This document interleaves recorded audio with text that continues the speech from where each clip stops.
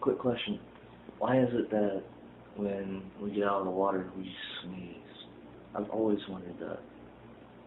And I'm trying to sneeze now. And I'm trying to hold it back at the same time. It's not really working too well. It's fucking with that whole area. But no, I just wanted to ask, why do we sneeze after we get out of the water? Probably a stupid question, but that's me for you.